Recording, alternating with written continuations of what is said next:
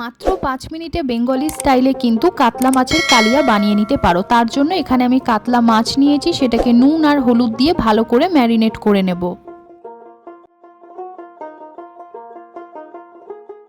এইবার কড়ায় পরিমাণ মতো সর্ষের তেল দিয়ে মাছগুলোকে কিন্তু আমি ভালো করে ভেজে নেব।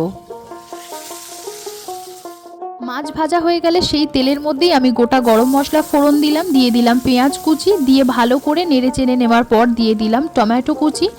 আবারও কিছুক্ষণ এইভাবে কষিয়ে নেওয়ার পর কিন্তু আমি এখানে বেটে রাখা মশলাটা দিয়ে দিলাম।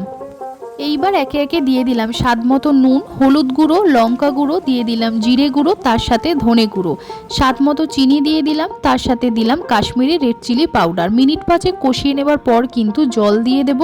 দিয়ে দিলাম ওপর থেকে ধনেপাতা কুচি, ভেজে রাখা মাছটা দিয়ে কিন্তু আবার ওপর থেকে ধনেপাতা কুচি দিয়ে দিলেই কিন্তু তৈরি হয়ে যাবে কাতলা মাছের কালিয়া। ভিডিওটা ভালো লাগলে লাইক করে দিও। বাই।